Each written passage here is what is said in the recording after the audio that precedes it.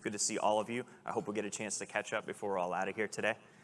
I will do my own bio in a minute because it's super awkward to stand here while somebody else reads a bunch of information about you, and I feel like everybody else already saw that with some of the other people, so I'll give you my own intro.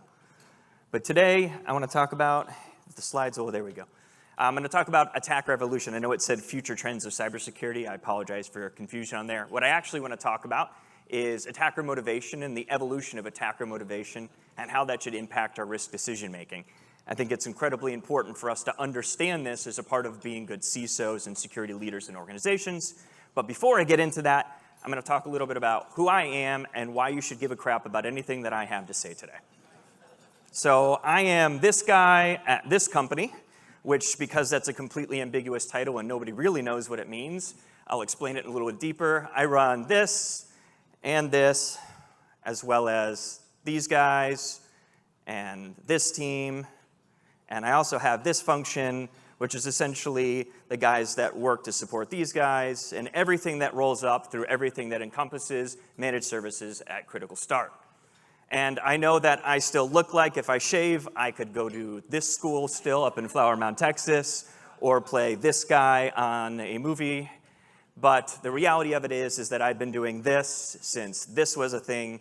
And for those of you who are not old enough to remember that, although I think that is most of the people in the room here, that's around this time.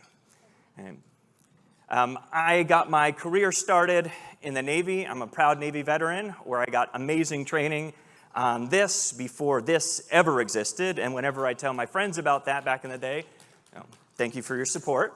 They always thought my job looked something like this in places like this. And any of you former enlisted military guys can confirm that it looked more like this, especially when you're a junior guy in the military, in places like this and this. And after spending more than enough time here and here and here, I thought I would go work here because it would allow me to spend a lot more time here. I could not have been more wrong because I was immediately redeployed here. And because I spent lots of time here and I was working for these guys, then all my friends suddenly thought my job looked something like this or like this, and I would tell them it was more accurate when you thought it looked like this, but the reality of working for the DoD is that it looks something like this most of the time.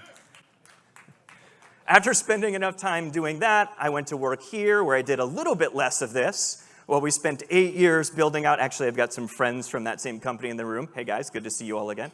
I spent 8 years helping to build out this organization, which I eventually led.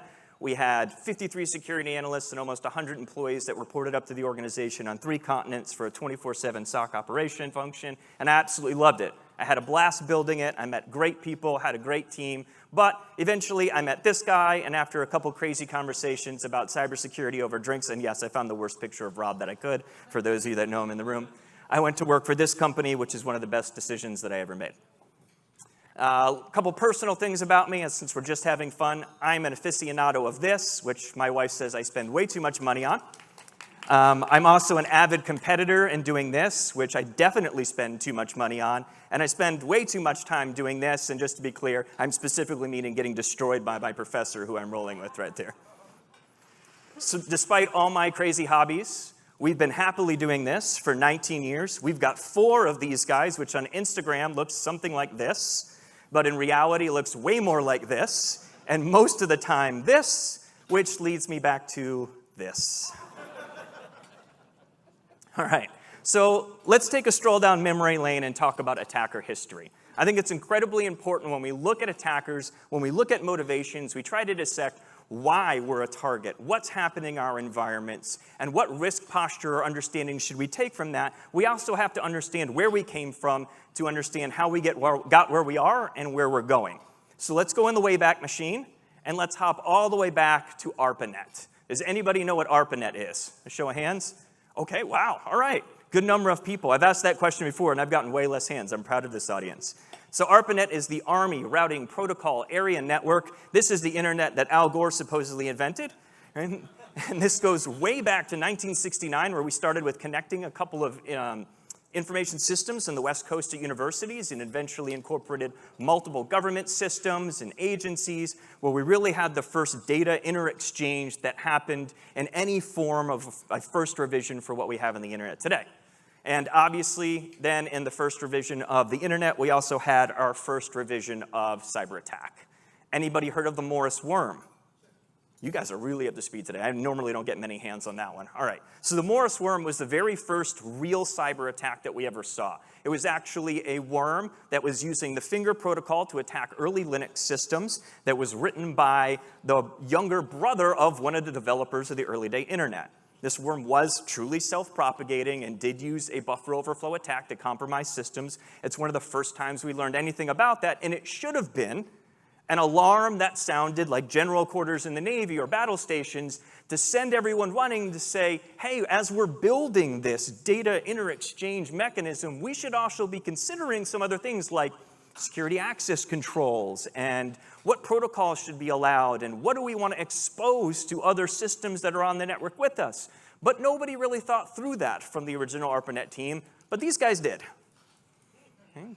And so we ended up building a massive hacker subculture where people exchanged amazing ideas and incredibly innovative techniques, and skill was built on Usenet and bulletin boards and internet relay chat rooms. And how many people ever participated in IRC back in the day? All right, we got a lot of good old school people in here. I like this audience today.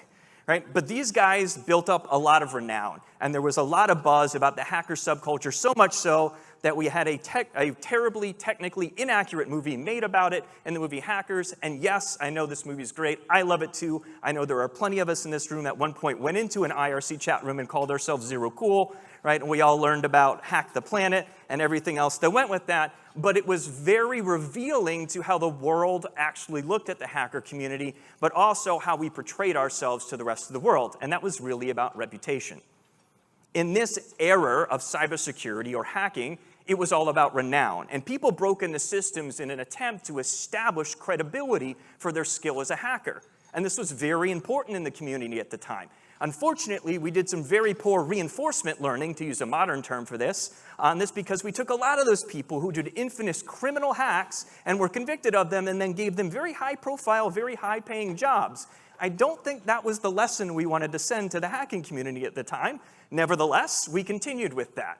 Right? This did not start to shift really until the late 90s. And in the late 90s, we had a big interaction with this software company, and I know we've seen them in the news recently, and that's just irony in the fact that they've seen another paradigm-shifting cyber attack in what we would say supply chain now. They were also one of the first solar attacks, not Sunburst, but Solar Sunrise. If you haven't read about it, highly recommend take a note, go look it up and read about this attack. It's a fascinating story, heavily investigated by these guys in the late 90s because they thought it had to do with these guys and something around a response to Desert Storm, but in reality it was just a bunch of kids from here in Israel that ended up in a bunch of trouble for what they did, and then some of them ended up with jobs at leading security companies about 5 years later.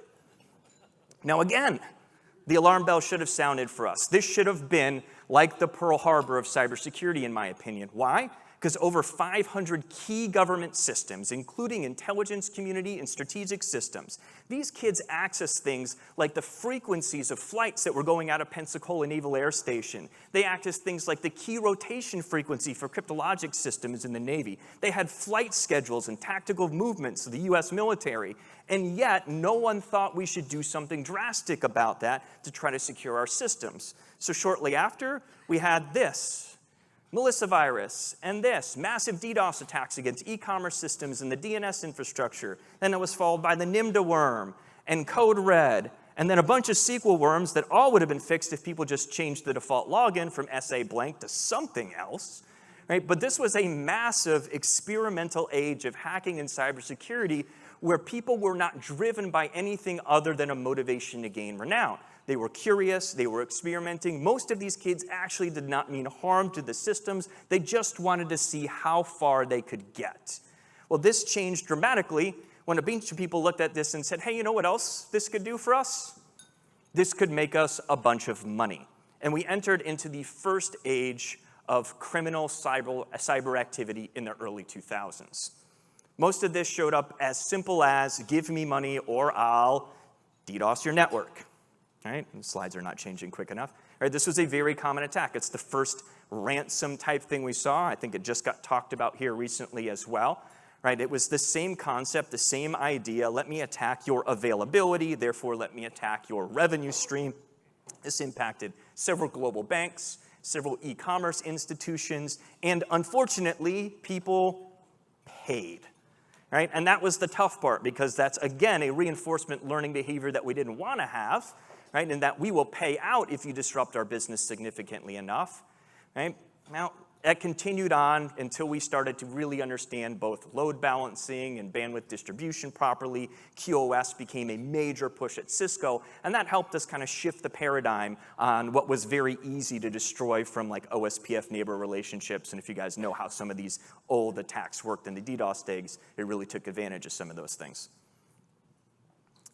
Next, we had a shift towards identity theft, primarily driven by the Zeus Trojan and Zbot. Right, this was you guys are probably familiar with this as a banking Trojan, maybe the infamous banking Trojan of the 2000s. And any of you guys that came from a security analysis background probably got tired of seeing this alert pop up.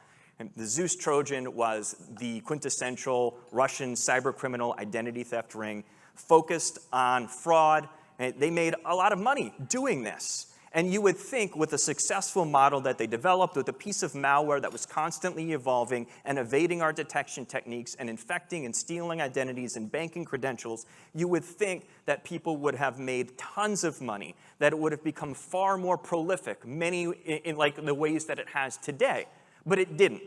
And the reason for that is that liquidity was incredibly hard to achieve for a cyber criminal in the early 2000s. How do you get paid? What's the guarantee that you're going to get paid? If you were stealing identities and selling them on the black market, it was a trust relationship that you would give an identity and they would give you money, or you would give them money and they would give you a valid identity that then you could go use to make more money.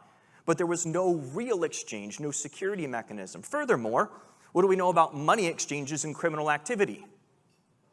It's not anonymous. Right? In fact, that's why one of the standards in law enforcement investigations when it comes to criminal activity is follow the money. Because you can see it. And how many hackers in the early 2000s do we think had the resources to make offshore accounts at anonymous banks or at nation states that would completely protect their identity, especially when you had the pressure of the United States Department of Justice pressing on them and saying, tell me whose account that is. Very, very few had that kind of clout. And this really ran for at least 10 to 12 years until that began to shift. And we'll get in that because in parallel, we had some other changes that began to happen in cybersecurity.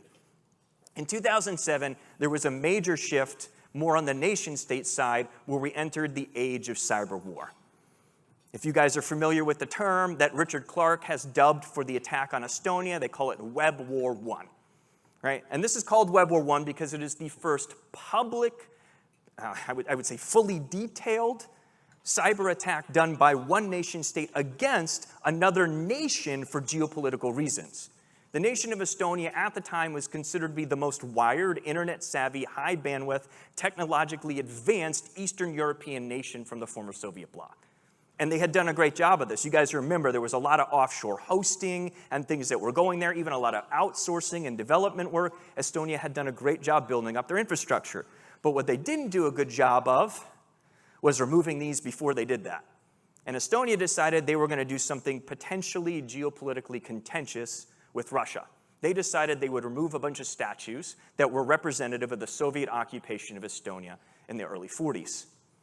And this really pissed off some people, right? Now, this was blamed on pro-Russian Estonian citizens and dissidents and young people, and anybody who has really looked into it knows that this is who was actually responsible for this.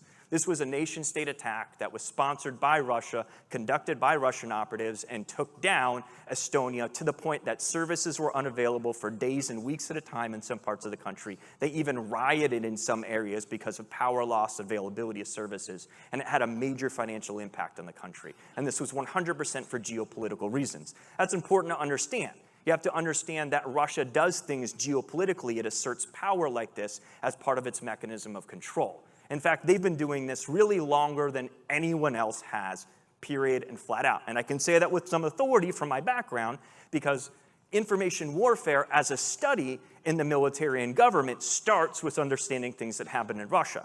When I got to my C school in the Navy, which is the secondary technical school that you go to, the first thing they taught us about was a guy named John Walker, who's like the greatest traitor that the Navy has ever seen. Massive data leak, chief warrant officer, worked in the same job as a radioman and cryptologic expert, and then leaked an enormous amount of data to the Soviets. Right after that, we begin a study of this. Does anybody know what this device is? This is an IBM Selectric typewriter. I don't know why it's Selectric. Somebody asked marketing people about that. It's a terrible name. But it's the IBM Selectric typewriter. Now, you select the font. Is that the reason why? Look at that. Wow. We learned something new in this one today. Thank you. All right, so the Selectric typewriter, this was a mechanical device. Right? This mechanical device had a key logger installed on it. How? Right, you have to appreciate the ingenuity that had to go into this attack. Right? We studied this for a reason, because it's completely ingenious. They installed a mechanical keylogger, and it logged every keystroke with the exception of the space bar, the enter key, and the dash. Right? And everything else was then logged and transmitted on radio frequency out to other devices in buildings that they would rent. Near facilities where they had installed these, they would receive that data and then process that out. Now, this is incredibly significant because they received thousands upon thousands upon thousands of bytes of data, right? So non-megabytes, not terabytes, not gigabytes, nothing large, right? You have to remember how small the data size. But it's about what data was stolen, right? Hundreds of these were installed on IBM Selectric typewriters, and the only way you could detect it was with an X-ray.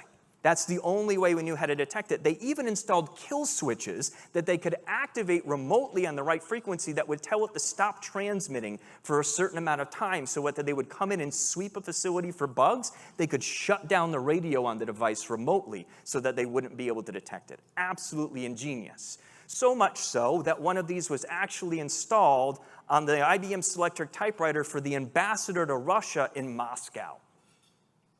Now, how damaging would that be if the ambassador to Russia in Moscow from the United States is going in to have a conversation with the Russians, and they already know everything that he's communicated back and forth with the United States president? It's pretty damaging to our ability to conduct foreign policy and relations with Russia. Absolutely ingenious. But this is way under the radar for most people. Very few people have ever even heard about this, although it is public and you can go read about it now. And as a whole, nation-state actors were under the radar until this was released. The APT-1 report by Mandiant, released in 2013, is the seminal white paper on APT activity from a nation-state actor. How many people have read this? If you haven't, go back, pull it up, read it. It is well worth it. It's a great report. They did a great job investigating this. The details are absolutely fantastic, and it's incredibly revealing about how the Chinese actors work when it comes to cybersecurity. Right? Fortunately, or unfortunately as it were, I had the opportunity to deal with defending against these guys on multiple occasions at a place that I used to work. And so I got to see a lot of this firsthand. They are very determined. They are very persistent. They are very advanced, and their motivations are hard to comprehend if you don't take a higher level look at what they're doing from an activity perspective. Because often you might ask yourself, well, why would a Chinese nation-state actor, and by the way, this is confirmed, fairly universally understood, if you will, that this is the People's Liberation Army, right? This is not an intelligence community. This is actual active-duty army people who work under the People's Liberation Army in China. But if we look at their targets, you would expect as a nation-state, top of the list, what would you think? Government facilities, military, international organizations, right? That's what you would see. That's what you would expect up there. Instead, what you have is information technology at the very top, right? Below that, aerospace. That one at least makes a little bit of sense. Public administration, satellite and telecom, scientific R&D, energy, transportation. These are the top things up there. Now, that doesn't make a lot of sense unless you examine the motivations of how China asserts influence internationally. They don't do it militarily. Very rarely does China flex its military power. China asserts influence internationally, economically. So we have to understand that motivation even when we examine them as a potential threat actor or a foe that we will see in the cyber world. We need to understand why they might look at our environment or how things that we have might become something that's economically advantageous for the PLA to have access to, like intellectual property, right? Like specific data that might be advantageous for them to gain an upper hand. They might steal manufacturing plants, replicate the same product in China, and then sell it for lower than anybody here can possibly sell it for to put an American business out. They have done it. They will continue to do it. This is the game they play. Very, very different, however, than this guy. And this is kind of the more traditional nation-state threat actor. And if we look at APT28 as an example, right, this is kind of the quintessential study, right? What's on the targeted sectors? Governments, military, international organizations, embassies. Exactly what you would expect. Why? Because Russia likes to assert its influence internationally by military power. It's the same reason we've seen the problems that we've seen in Crimea, in Ukraine, in Georgia, right? Russia is not afraid to just invade another country. It's quite crazy, but they will just do that. And so if we think they also won't do so in the cyber world, we're lying to ourselves. And so we have to ask ourselves these kinds of questions. Do we have anything geopolitically that would allow Russia to be asserting influence from a military perspective in the data and the access and the partnerships and the relationships? Are we a third-party provider of any kind to somebody who also has geopolitical influence, right? And these are important questions to ask because these are most certainly not the only people conducting this activity. Now, they were very, very successful at APT threats, at the way they worked, at remaining stealthy and long-term attacks and staying under the radar, and they did so for years, and other people were watching. Cyber criminal organizations were watching what they did. They were watching how they conducted this activity. They were learning lessons from the reports that were published about APTs like APT1, and they eventually adapted and adopted these techniques and put them into place, and then came back to market with a new mechanism. Somebody just spent an entire presentation talking about this. We're going to talk about it just a little more. Sorry about that. Now, ransomware is far more prolific than the original monetary mechanisms to make money for cyber criminal activity, like fraud and identity theft. Why? This is what it comes back to, right? The advent of cryptocurrency had a huge impact on the ability for ransomware activity to be successful. Now, let me be clear. I'm not against cryptocurrency. I'm quite for it, actually. I believe in the value of a decentralized currency. But in that, we also can't lie to ourselves about how this has been used and abused to support criminal activity in this world too as well. Why? Because it's a massive liquidity mechanism for cyber criminals. It comes with a significant amount of anonymity with it too as well, at least when it's done right? And it has allowed this to proliferate in massive amounts for huge amounts of money that started the second criminal age of cybersecurity. Right? This really started in 2015 and 2016. When ransomware really started, we entered the second criminal age of the cyber criminal world. Why? Huge amounts of money. So much money being moved doing this kind of activity that you have all kinds of people coming out of the woodwork to participate in this as well. Why? Because it's a revenue stream. You're talking about hundreds of millions and billions of dollars. So even a nation like North Korea, who is completely sanctioned and has no gross export, has massive sanctions to prevent them from gaining any, now looks at this and says, you know what I can do? Steal a bunch of Bitcoin wallets, break into cryptocurrency exchanges, conduct ransomware campaigns, and then receive that money in a way that can't be sanctioned and stopped, and therefore bring in loads of revenue, estimated between $500 and $6 million in cryptocurrency revenue went to North Korea last year. Annual ransomware damage, massive, massive escalations. From 2015 at $325 million to 2021, which we're only 2/3 of the way through, an estimated $20 billion. There's a report on this that Reuters did. You can go look it up. I think they did a good job studying the data around this, so I'd recommend it.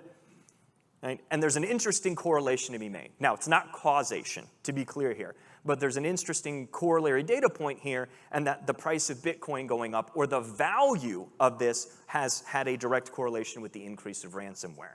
Right? And we have to be able to look at, study that, and see that as a potential problem. And then with that, we have to look at how we're doing authentication, anonymity, and allowing this to be a part of cyber criminal activity. So much so that people are making individuals millions upon millions of dollars. Right? Now, the secondary problem to this is that some people are allowed to act with almost complete impunity. Right? Like Maxim Yakubets and Igor Turashev, who are the leaders for Evil Corp in Russia, who brought in and paid taxes on, and get this, anybody know what they labeled themselves as when they paid taxes, what their job was? Cybersecurity consultant. It's kind of a kick in the butt for all of us right there. Right? Cybersecurity consultants who paid taxes on $70 million in 2019. And I guess maybe they're not too wrong because, every environment that they go in, they do have to go improve the security posture after that. So maybe they really are cybersecurity consultants to some extent. Right? But that's an enormous amount of money. And that's going to draw an enormous amount of attention to as well. And it should draw our attention. Right? This should be causing us to ask questions about what do we have that is valuable to different nation-state actors. I think far too often, as security leaders, we are looking at our environments and simply saying, how do I stop ransomware? We're looking at our environments and saying, how do I stop malware? And we're looking at it in an attack perspective, and we're looking at it in a vulnerability perspective. And often it's a legacy mindset where the thing that matters is PII. That's the thing that's valuable, that's the thing that I need to stop from leaking out, and that's the only thing that matters. But even more valuable than PII today seems to be availability. Or what if you can't access your data at all? What if your environment is completely shut down? We've seen way more money paid out in ransom than we have ever seen paid for identities on the black market. What about reputation? We've seen an entire shift towards this in the market now. It's becoming a secondary play. It was referenced in our last presentation. They call it double trouble, which is another name for double extortion ransomware attacks. How many people have heard of these? Okay, not as many people. All right, so let's talk about double extortion. Right? This is an evolution of attacker motivation. They want to make money. This is the motivation. How do they get paid? Well, everybody's learned lessons about ransomware now, and they've built great backup procedures and recovery process, and they've practiced DR. And so ransomware comes in and infects the environment, it encrypts the data, and the management team comes together and says, well, hey, we can recover back to 4 hours ago, and if we do that, we do it successfully, minor disruption, and we have to tell no one about this. No one will ever need to know. And so the attackers saw this happen more than one time. They said, well, how do we work around that? Well, easy. Steal the data, encrypt the data, and then exfiltrate the data and make it public. And say, oh, by the way, since we're still in your email, we can see you're talking about not paying us and just restoring from backup. If you decide to do that, we will dump all of your customer information on Pastebin. All right? That's the double extortion attack. Now, we'll go ahead and talk a little bit further with a slight breach of etiquette from Christmas Story. We'll skip the triple dog dare and the triple extortion and go to the quadruple extortion attack, which is the newest thing that we're seeing in the market now. So we start with encrypt the data, extort for the decryption key. Then double extortion, encrypt the data, extort for the encryption key, and then threaten to publicly expose all the data. And then, beyond that, also, let's start an active DDoS attack and try to bring down your availability, make it even hard for you to try to recover, make an impact that's publicly visible. And then beyond that, we have seen this go as far as direct communication with customers. We will actually inform your customers for you that you had a breach. We'll inform your key stakeholders. We might even reach out and inform some key stock analysts who write publications about your company. That has actually occurred now. Right? That's the quadruple extortion attack. Right? These motivations are all very simply put, money-based. Right? That's what this is all about. And you can see them evolving to assure they get payment in the same way that commercial industries have evolved to allow debt collectors to be part of our business models when we don't get paid. So the question we have to ask is, why do we care about motivation? Right? And because no security presentation is any good without at least one quote from Sun Tzu, we'll quote him here. If you know the enemy and know yourself, you need not fear the result of 100 battles. Right? The problem is to focus on know yourself. It's incredibly important, and I agree. I think that applies to life. It certainly applies to security. Know your environment, know your vulnerabilities, know your risk tolerance, know your budget, know what tools you have, know what you're resolving and unresolving from an alert perspective. Try not to get into much critical start vernacular here. But that's incredibly important to know. But you also have to know the threat. And let's be clear, I'm not talking about threat intelligence. I'm not talking about consumable intelligence data, IOCs, IP addresses, domain names. That is not what I'm talking about. I'm talking about understanding the motivation of the attacker. And because we want to be a great presentation today, we'll have two quotes from Sun Tzu, because every battle is won before it's fought. Right? So let's talk about what we mean by that. If we take the opportunity to stop and truly examine, why would an attacker of this type potentially target my organization? Am I doing anything as an organization that's geopolitically impactful?